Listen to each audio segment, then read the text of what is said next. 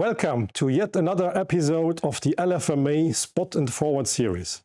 My name is Carlo Oli and I'm the regional head for Western and Northern Europe at the Luxembourg Stock Exchange. Our exchange is well known to be the world's leading venue for the listing of international debt securities. And listing is exactly what we are here to discuss today. Over the next few minutes, my colleague Chiara Caprioli, Regional Head France, Southern Europe and MEA, will be sharing some insights on EM3S, a new segment we launched earlier this year, outlining the reasons behind the launch and how this new segment contributes to broadening access to international capital markets.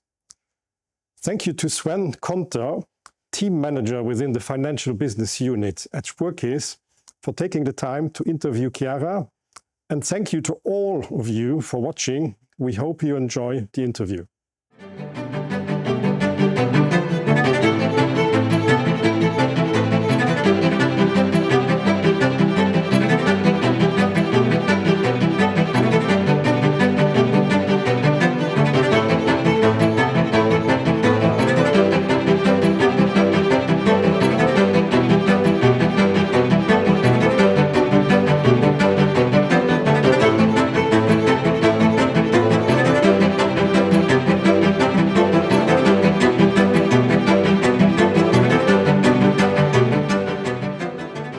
Hi Chiara, welcome to this edition of the LFMA Spot and Forward series. It's really a pleasure to have you with us today.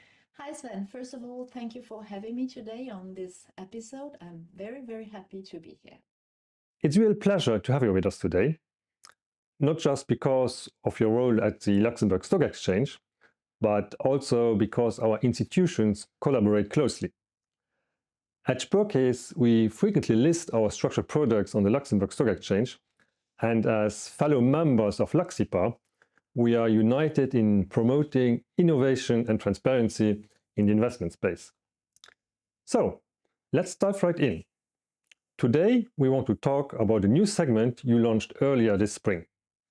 Indeed, we launched a brand new segment called the Euro MTF Specialized Securities segment, or EM3S for short, back in March this year. And the move is clearly not an isolated initiative. It's actually part of our broader strategy to increasingly develop our listing offering, and that especially with the purpose to allow a broader access and easier access to international capital markets, which is the bigger topics in the industry right now.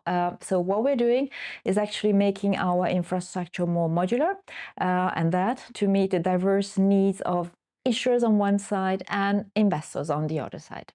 So, what exactly is EM3S? You should think of EM3S as a listing venue for specific and highly sophisticated financial products that are listed on the Euro MTF market, which is the exchange self-regulated market. Now, EM3F is specifically designed for financial instruments that involve either sensitive information or sophisticated investment strategy. So this is the kind of information that issuers typically want to keep out of the public domain while still ensuring their access to the relevant investors. Now, an important point is that securities on this segment are exclusively addressed to professional investors. So investors that know the risk of the product they are investing in already.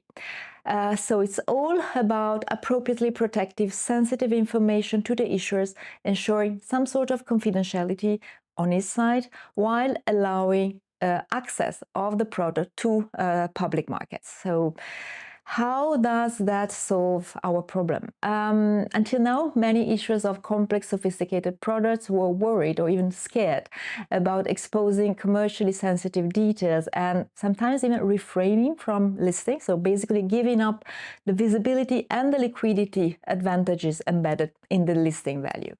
Now, EM3S is now trying to change that by offering two advantages. The first one is about confidentiality protections. There will be only minimum information made made public, but the issuers will remain liable to make the full set of terms available to investors whenever there is a request. The second advantage is the limited disclosures requirement, because there will be no formal prospectus needed for this regime. So in short, issuers will enjoy the visibility and the liquidity of the listing while putting their confidentiality, while not putting the confidentiality of their products at risk. From your perspective, would you expect to see more of our products on this new segment? Well, I would expect to see products that you haven't been listing so far. We already list quite a few of the bank's wholesale and retail issuances, and we were, of course, delighted to welcome, among others, your green bond on our Luxembourg Green Exchange. But EM3F is different. It's designed to accommodate the kind of instrument that might not comfortably fit within the existing set of listing options and due to confidentiality or disclosure concerns. So I think we can say that EM3S isn't about replacing what already works. It's actually about opening the door to new innovative products that may have stayed off market until now, and then offering a new additional layer of comfort to our issuers. So what kind of financial instruments are you expecting to see listed on EM3S? We expect to see a variety of instruments, including structured investment products, which are often built around unique proprietary investment strategy of the bank, of the issuer, but also high-yield bonds, which can include sensitive covenants that are already known to subscribers, to private group of investors, but that still are sensitive to the issuers. And for the same reason, confidentiality reason, the same can be applicable to asset-backed securities, CLOs, alternative investment funds, private placement, and also potentially sukuk. So, if I understand correctly, EM3S provides a more structured framework to bring private securities, the kind that are often held directly within banks, to public markets. Yes, exactly. EM3S does bring a formal structure and to some extent more transparency. By listing on this segment what were previously private or even off-market securities now gain a formal structure. That means that the transfer of ownership can happen through clean, regulated buy and sell transactions. There's more than that. This also opens the door to clearing, which means in turn that securities become more transferable and even more widely usable in capital markets. So it's a step forward, bringing previously invisible instrument into a more tradable and open framework that without compromising, let me say it again, the confidentiality that issuers care so much about. It sounds like you really get the best of both worlds here. So how does the listing process actually work? Well, no prospectus is required, which is already a real game changer. Issuers just need to fill a dedicated application form.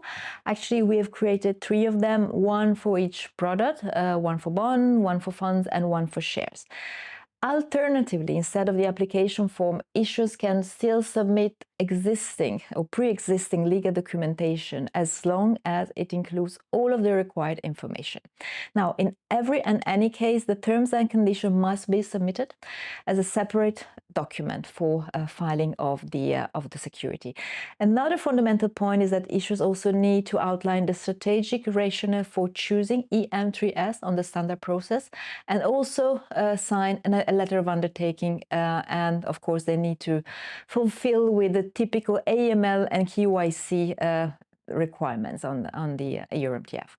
As for the turnaround timing and the fees, these are aligned with the standards on the EUR-MTF, and once listed, the instrument is automatically also admitted to trading on our exchange. So how does the EM3S differ from a regular EUR-MTF listing? There are a few key differences indeed. In a nutshell, the first one is a target audience. EM3S is for professional investors only, while the EUR-MTF can be for professional but also retail investors. Now, the second point is disclosures. EM3S doesn't require a prospectus but only the terms and conditions, while the standard listing process on the EUR-MTF at least typically implies the filing of a prospectus, of course, and then publication. There is only limited public information that is made available to the security cards.